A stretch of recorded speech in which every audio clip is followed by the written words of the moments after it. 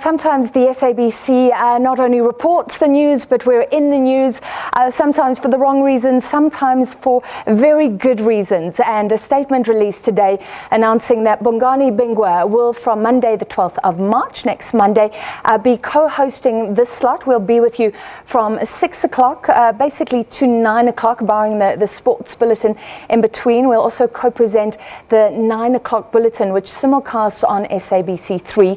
And just as an introduction, we thought we'd bring him in. Bingwa brings to the SABC a wealth of knowledge in journalism for both radio and television news and current affairs.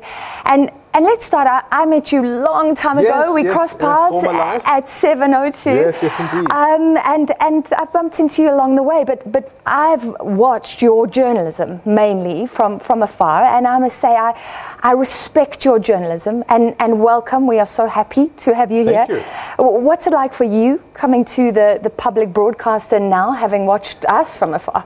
Well, I mean, obviously I've been watching you for years now, and, to be quite honest with you, and it's a fantastic opportunity for me to come, particularly at this juncture, in terms of the history of the SABC. I think that all South Africans want an SABC that's the very that performs at its very highest levels. I think nobody else has the reach in terms of covering anything that happens in South Africa that the SABC has.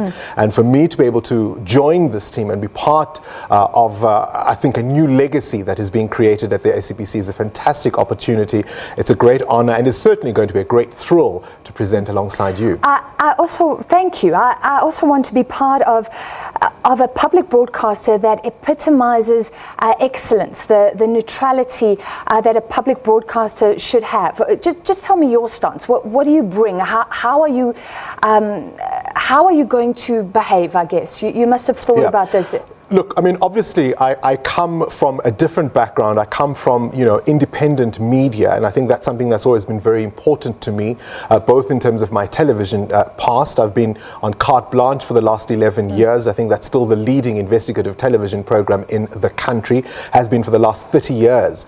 And of course, I'm on radio in the mornings. And so for me, it's been very important that, the SABC does become seen in many ways as a really credible news source, both in terms of the commentary that we make, in terms of the analysis that happens here, and really the reportage that happens. And I think having been watching the SABC now, particularly because of course I was anticipating this move, I think that's already happening. I think that perception is already out there, and I think it's just to go from strength to strength and build on the work that's already being done here at the moment. And will you handle two jobs?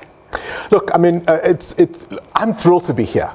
First of all, I mean, let's be honest, we've got an election year coming. I love radio. I love what I do on radio. There's absolutely no doubt about that. But I also love television. And I didn't want to be missing out on what's going to be the biggest news year, at least certainly in the next, 17, 16 months. It's going to be very exciting. It's going to be quite a ride. And the SABC is where a lot of the action is going to be happening. A lot of the people that are going to be in the news, the opinion makers, the news makers, are going to be talking to the SABC, and I want in on that action. So I'm honored to have you with me, and you're right. I think we're reporting and living through incredible historic times in South Africa. Exciting, scary sometimes, but mostly exciting. And you've got big shoes to fill. I will dearly miss Peter Ndoro, but he's going to help out in the day. The daytime news, so competitive, and we are looking at this channel as a whole.